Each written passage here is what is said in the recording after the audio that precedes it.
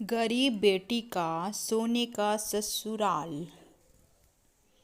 Mummy, मैंने आपको बता दिया है ना कि मैं वैसा ही जगह शादी करूंगी जहाँ पर मुझे किसी भी चीज़ की कमी नहीं होगी।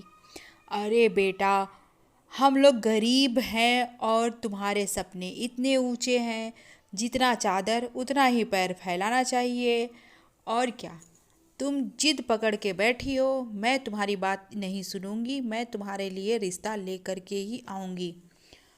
दूसरे तीसरे दिन कांता बिमला और उसके बेटे रमेश का रिश्ता लेकर आती है, लेकिन नैना उन लोगों के सामने नहीं जाती है, क्योंकि नैना का सपना है कि वह एक ऊंचे खानदान में शादी करना चाहती है, जहाँ पे उसे किसी भी चीज़ की कमी ना हो और वो सोने चांदी से लदी हो, यहाँ तक कि उसका सोने का ससुराल हो।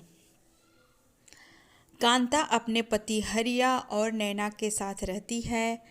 उसके पति गांव में किसान हैं और नैना का सपना बहुत ही ऊंचा और सोने का ससुराल का है, जो रात दिन वो देखती है। हाय, काश मेरा सोने का ससुराल होता, काश मैं सोने से लदी हुई होती। मेरा ये सपना कब पूरा होगा? देखो बेटा, हमें ज़्यादा नहीं सोचना चाहिए। जो है जितना है उतने में खुश रहना चाहिए। सपना दिखना अच्छी बात है, लेकिन उसी पे टिके रहना ये कहाँ की समझदारी है। नहीं मम्मी, मैं चाहती हूँ कि मेरी शादी अमीर और ऊंचे घराने में हो। ऐसा ही होता है। प्रवेश नाम का लड़का नैना को पसंद करने लगता है और बात धीरे धीरे आगे बढ़ती है। बिना लेन देन का नैना की खूबसूरती पे ही शादी हो जाती है। लड़के वाले का कोई मांग नहीं था, क्योंकि वो लोग नैना को पसंद कर लिए थे। इसकी वजह से बिना लेन देन का ही शादी हो जाता है। नैना अपने सोने के ससुराल में आ जाती है तो कौशल्या देवी, क्या बात है बहू, क्या सोच रही हो खड़े खड़े? चारों तरफ सोना ही सोना देखकर दिमाग काम नहीं कर रहा है क्या तुम्हारा? अरे भाई, सोने के ससुराल में तुम्हारा स्वागत है। श्रेया बेटा, अरे वाह, मैंने जैसा सोचा था वैसा ही पाया। यहाँ पे तो सोने की थाली, सोने का कलश, यहाँ तक सब सोने से लदे पड़े हैं। कौशल्या देवी अपनी बेटी को बोलती है, श्रेया बेटा जाओ, जाकर के सोने की चैन लेके आओ, तुम्हारी भाभी को देना है। और हाँ, जाओ बहू, अपने कमरे में आराम करो। नैना को तो रात भर नींद ही नहीं आता है। यहाँ तक कि फूलदान सोने का, यहाँ घर में जितने लोग हैं सब सोने और चांदी से लदे हुए हैं। उसका तो भाई सपना ही पूरा हो गया। आंखों आंखों में रात बीत जाती है और सुबह नैना मस्त तैयार होकर सोने से लदकर आती है तो कौशल्या देवी बोलती है, नैना बेटा जाओ किचन में और जाकर के सभी के लिए पहली रसोई बनाओ, आज बुआ सास भी आने वाली है। ठीक है मम्मी जी, मैं जा रही हूँ। नैना किचन में जाती है तो क्या देखती है? सोने की कढ़ाई और सोने का पूरा किचन का बर्तन।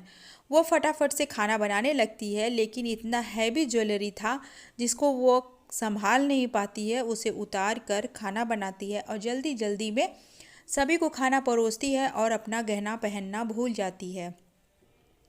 ये क्या कौशल्या, तुम अपनी बहू के साथ भेदभाव कर रही हो? माना कि वो गरीब है तो इसका मतलब तुमने उसे सोना नहीं दिया है?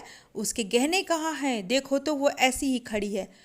कौशल्या नैना को बहुत सुनाती है, नहीं नहीं दीदी, मैंने तो इसे ढेर सारा गहना दिया है, तुम्हारे गहने कहाँ हैं? ओह मम्मी जी, मैं खाना बना रही थी तो मुझे अनकंफर्टेबल फील हो रहा था तो मैंने उतार दिया। ऐसी गलती तुम दोबारा मत करना, समझ में आया? नैना को सुनना पड़ा चार बातें। अगली सुबह सभी लोग जाते हैं मॉल तो नैना एक ग्राम का एक लॉकेट पसंद करती है। मम्मी जी देखिए, ये लॉकेट कितना सुंदर है ना। मम्मी, भाभी को तो हम लोगों क्लास का पता ही नहीं है, इतना छोटा सा सामान पसंद कर रही है। बहू, हम लोग बहुत ही ऊंचे घराने के हैं, बिना 10 तोले का हम लोग कुछ भी नहीं लेते हैं। और ये अपनी ना छोटी सोच अपने घर अपने मायके में ही रखना, समझ में आया? हम लोगों की क्लास के बराबर ही बात किया करो। सभी परिवार मिलकर ढेर सारी शॉपिंग करते हैं और फिर घर आ जाते हैं। ऐसे करते करते धीरे धीरे वक्त बीतता है और नैना को अपनी गलतियों पर या बिना गलतियों पे चार ठो बातें कौशल्या देवी रोज ही सुना देती थी। एक दिन प्रवेश अपनी पत्नी नैना को बोलता है कि चलो हम लोग घूम कर आते हैं। तो नैना फटाफट से तैयार होती है और दोनों लोग चले जाते हैं घूमने। तो प्रवेश अपने काम में बिजी हो जाता है तो नैना खाली सड़क पे ऐसे ही टहलती है। वाह, मैंने जैसा सोचा था वैसा ससुराल पाया, इतना गहना और गहने की इतनी चमक। अपने गहने में डूबी हुई थी और सामने से कार आता है और उसका एक्सीडेंट हो जाता है। कार एक्सीडेंट का आवाज़ सुनकर प्रवेश भाग कर जाता है और नैना को देखता है सड़क पे गिरा हुआ। नैना सड़क पे गिरी हुई बेहोश थी। प्रवेश उसे उठाता है और हॉस्पिटल फटाफट से लेकर जाता है और फिर उसे एडमिट करा देता है। उसके बाद अपनी सासू माँ और अपनी मम्मी को फ़ोन करके हॉस्पिटल में बुलाता है। तो सासू माँ, अरे बेटा, क्या हो गया मेरी बेटी को? मेरी बेटी कैसे ऐसे गिर गई, कैसे बेहोश पड़ी है मेरी बेटी? क्या हुआ है दामाद जी? बताइए दामाद जी, हमारी बेटी को क्या हो गया है? अरे मम्मी, आप चिंता मत करिए। वो सड़क पे थोड़ा सा बेहोश हो गई थी, गिर गई थी, एक्सीडेंट हो गया था। ज़्यादा गहरा एक्सीडेंट नहीं हुआ है, बस हल्का ही एक्सीडेंट हुआ है। आप चिंता मत करिए, सब सही ही होगा, बस भगवान पे भरोसा रखिए। हाँ बेटा, मेरी तो कुछ समझ में नहीं आ रहा, मेरी बेटी को क्या हो गया, ये क्या हो गया मेरी बेटी को? बहन जी, आप चिंता मत करिए। तभी डॉक्टर आता है और फिर बताता है सभी को कि नैना की हालत सही है, ज़्यादा गहरी चोट नहीं लगी है।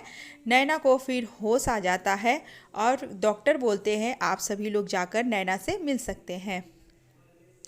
माँ, तुम सही कहती थी माँ कि ज़्यादा ऊंचे सपने देखना बहुत गलत है। हम जैसे हैं वैसे ही रहना चाहिए, जितनी हमारी चादर है उतना ही पैर फैलाना चाहिए। मैं सोना सोना करती थी, आज देखो सोने के वजह से मेरी जान पे बन गई। माँ, मैं कितनी गलत थी और तुम कितनी सही थी माँ। तुम हमेशा मुझे समझाती थी कि बेटा, ज़्यादा सोचना और ज़्यादा अधि जान के लिए भी भारी पड़ सकता है। अरे बेटा, ये सब बातें छोड़, अब तुम्हारी तबीयत सही है। तुम ठीक कह रही हो बहू, तुम बिल्कुल ठीक कह रही हो। ज़्यादा अति किसी भी चीज़ की सही नहीं होती। आदमी दिल से बड़ा होता है, बाहरी दिखावटी से नहीं।